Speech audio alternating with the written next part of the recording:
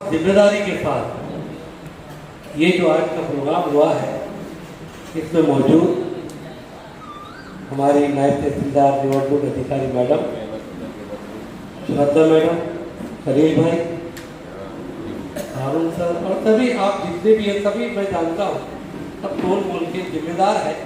ये आम आदमी नहीं है, मजदूर नहीं है, झोपड़पट्टी में रहने वाले नहीं है, अल्हम्दुलिल्लाह समझदार है, पढ़े लिखे हैं। और इसीलिए हमने कहा था कि हमको वो लोग चाहिए जो दिल में जज्बा रखते हो, न मतलब का झगड़ा न पार्टी का झगड़ा।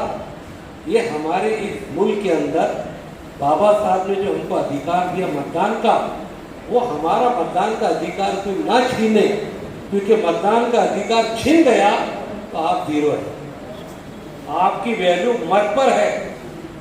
टाटा बिरला का एक पलड़े के अंदर मत रखिए, उसका वोट रखिए, और झोपड़पट्टी में गरीब भाई का वोट रखिए, दोनों बराबर के हैं। ये संविधान ने आपको अधिकार दिया। और मैडम ने जिस तरीके से आपको पूरा नैरेटिव बताया कि आम लोगों को, महिलाओं को, गरीबों को, शेतकरियों को किस तरीके से वोटिंग का अधिकार, उस जमाने में जब नेहरू जी ने ऐलान किया कि हमारी सरकार अगर बनती है तो हम सबको मतदान का अधिकार देंगे, ये पहली घोषणा थी। उनकी पार्टी चुनकर आई और बाबा साहब ने वो संविधान बनाए और उसके तहत आज हम यहाँ पर जिंदा हैं। कुछ ताकतें चाहती है कि हमारा मतदान का अधिकार निकल जाए, कोई उनको प्रॉब्लम रहने नहीं वाला, इसलिए बहुत कहा। मुझे खुशी है मौलाना ने अपनी बात रखी, आपने बात रखी, पूरा मिला आपने बात रखी।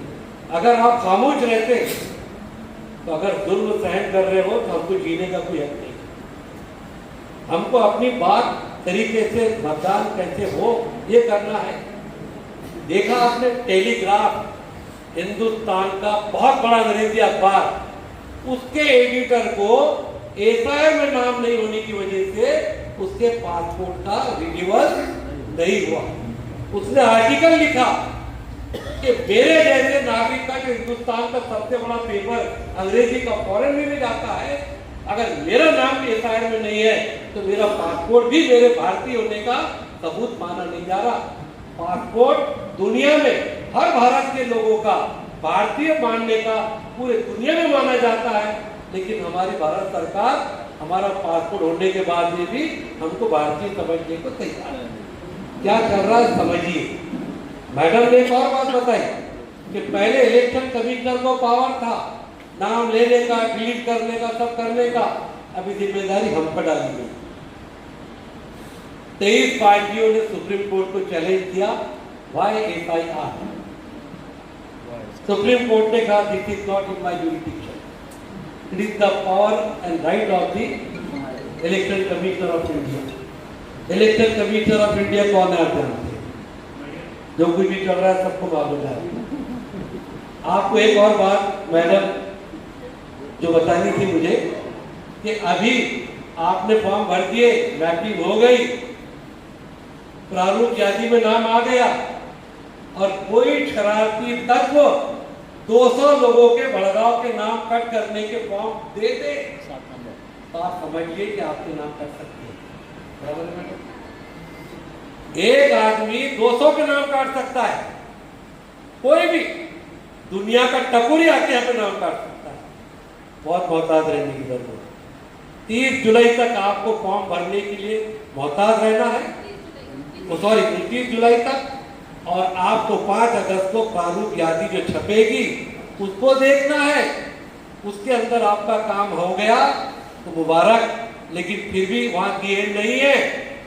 अंतिम यादी छपेगी जब आपका ईद का दिन रहेगा। समझ के गलत सही में रहना नहीं, कोई आपका नाम बढ़ाने वाला नहीं, आपका नाम आपको खुद चेक करके करना है, ये जिम्मेदारी है। और हम जो निकले हैं, इनके शोहर भी है निखिल भाई, अब उनका भी पार्टनर में प्रोग्राम हुआ, अभी अमरावती में है, परसों भोदोड़ में है, हर तरफ लोग तारीख मांग रहे हैं, वक्त कम है, हम टीमें तैयार करके तरफ देखकर, और हमने ये 5 पेजेस बनाए हैं जो मैडम ने आपको बताया। उसमें बहुत सारी मालूमात, अगर आप समझेंगे कि मेरा तो हो गया, फिर भी मोमिन हमेशा मोहताज रहता है। वो जितने डॉक्यूमेंट लगने वाले इसमें लिखे हैं ये डॉक्यूमेंट भी निकालते हैं। नुकसान क्या है? नुकसान क्या है बताइए? एक टेलीग्राफ के इतने बड़े एडिटर का मोहसिन भाई अगर एसआईआर में नाम ले तो आपका पासपोर्ट रिन्यूअल नहीं हो रहा, आपका नाम नहीं रहा तो आपका पासपोर्ट रिन्यूअल होगा, हज को भी नहीं जा सकते, उम्रे को नहीं जा सकते आप, और अपने पोते की शादी में जा नहीं सका तो हम कहां से उम्रा करेंगे और कहां से करेंगे? और फिर एसआईआर से नाम कटा तो आपने देख लिया गवर्नमेंट की स्कीमों का फायदा उनको नहीं देगा। राशन बंद, बहुत सी योजनाओं से उनको बंद, क्यों? एसआईआर में नाम नहीं। बंगाल में हुआ, उसके बाद में बिहार में हुआ, ये अपने यहाँ ना हो इसलिए हमको आज से कोशिश करनी है। ये समझ के चलिए, बहुत अहम काम है, बहुत अहम काम है। कल एसआईआर के अंदर नाम कटता है, कल एनआरसी होगा, आपका वोटिंग में नाम नहीं होगा, कल आपको एनआरसी के जरिए वहां पर पूछा जा सकता है जो वो बना के रखने वाले हैं। हल्के में मत लेना, मैं बोल रहा पूरा ये प्रोसेस होने तक 2 महीने ऐसा समझ लो कि हमको अपनी जिंदगी दांव पे लगाकर एक एक आदमी का, क्योंकि उसकी वजह है एसआईआर पढ़े लिखे लोग कर लेंगे, आपको बीएलओ के पास से भी जाने की जरूरत नहीं, आप अपने ऐप पे ले सकते हैं कौन से नंबर पर आपको 2002 की यादी मिलेगी, आपका वार्ड बोलिए, आपका नाम बोलिए, आपका नाम नहीं, अब्बा का नाम, अम्मा का नाम, दादा का नाम, दादी का नाम, उस पर तलाश कीजिए, इसके अंदर पूरा नंबर लिखते हुए और कैसे भरना है ऑनलाइन वो भी आप भर लिए, उस पर भी आपको वहां से रिसीट आती है, योर फॉर्म इज एक्सेप्टेड। अगर बीओ के पास भरने के बाद सर नहीं देता है ना, कोई डरने की जरूरत नहीं, आपने सब्स्टिट्यूट पहले कर लिया। हम चाहते जैसा आपने किया हमारे साथ, हमारे ये मीटिंग इसलिए, ये इसलिए वर्कशॉप है कि आप एक एक आदमी यहाँ पर जो तो जिम्मेदार बन जाए, और ये हम जो देखे जाएंगे तो कल दुकान के ऊपर पूरी भांडने को ना जाए, इतनी को लोग एक आदमी ले 10 कॉपी बनाकर अफराद में बांटे। जितने टीचर है, ग्रेजुएट है, जो हमारे 10वीं 12वीं पास है, उनकी जिम्मेदारी है। और मुझे खुशी है कि अजीत साहब आपने ऐलान किया कि शहर में तो हो जाएगा, यहाँ तो कर क्या हो। आज जितने बैठे हैं कितनी मुश्किल से समझ में आ रहा है, कितने सवाल आपके जहन में उठ रहे हैं, तो गरीब आदमी का क्या है? एसआईआर का सबसे बड़ा टारगेट नुकसान होगा किसी का, तो अनपढ़, शेतकरी, जाहिल, झोपड़पट्टी, अल्पसंख्यक, कम पढ़े लिखे लोग, ये समझ लीजिए। जिनको पढ़ना लिखना नहीं आता उनका फॉर्म भरने की जिम्मेदारी बीएलओ की है, और बीएलओ पे ऊपर नजर रखने की जिम्मेदारी आप बुलाइए स्कूल में, एक तरफ नौजवानों को भेजिए, सबको बुलाकर अपने लैपटॉप लेके बैठो, 2002 की यादी में एक वो नाम देके, दूसरा नाम देके, अगर आपने टीम वर्क किया तो इंशाअल्लाह भड़गांव तालुके का एक ही वोटर, चाहे वो मुस्लिम हो, दलित हो, कोई आदिवासी हो, कोई शेतकरी हो, अनपढ़ झोपड़पट्टी में रहने वाला हो, उसका वोटिंग होना चाहिए। अगर ये टारगेट आपने पास में रखा तो इंशाअल्लाह इसका जो सवाब दुनिया में भी मिलेगा, हुकूमत बनाने वाले भी आप बनेंगे। अगर आपको वोट नहीं रहा, आपकी मन चाहिए हुकूमत नहीं बन सकती क्या? तो इसको हल्की में मत दीजिए। मैं बहुत शुक्रगुजार हूँ मैडम, बहुत अच्छे तरीके से समझा, और सबसे ज्यादा शुक्रगुजार मैडम का हूँ कि आपने शिकायत की, बीएलओ का नंबर लिया, फोन लगाया और उसको कहा की उद्या त्यांचा फॉर्म भरून त्यांना परत दे आणि याच्या पुढे असं करू नको, 2000 तालियों से मैडम को बात आपको अधिकारी मिले, और देखे तो अधिकारी आने को भी तैयार है। तो बीएलओ का अगर घर पे नहीं आता है तो कोई बात नहीं, आप एक रूम में, एक हॉल में पूरा कैंप लगाकर आपके नौजवानों की टीम की तरफ से, शहर के तमाम लोगों की तरफ से, अल्लाह इसमें ना मसलक का, ना बिरादरी का, ना कोई पार्टी का, कोई भी पार्टी हो, आप वोटर तो बनो, पहले आपका हक तो हासिल करो। आपका वोट ही नहीं रहेगा तो आपकी वैल्यू क्या है? वोट रहना चाहिए।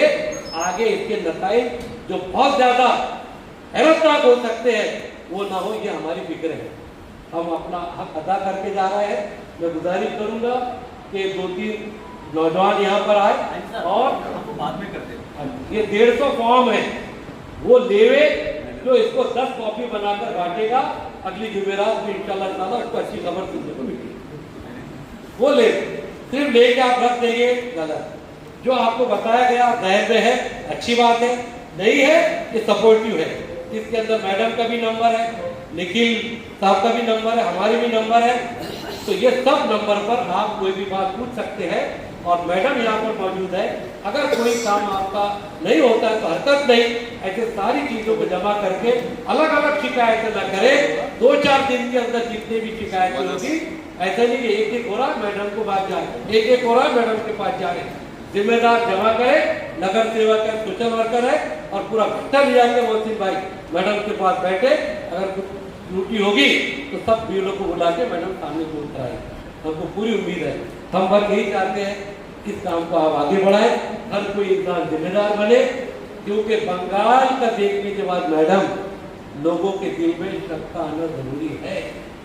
27 लाख के अंदर 85 से 90% अल्पसंख्यक समाज के, इसको ध्यान में रखें, समझिए। ये तो अच्छा है कि अधिकारी भी आपको सपोर्ट कर रहे हैं, वहां तो कोई पूछने को तैयार नहीं।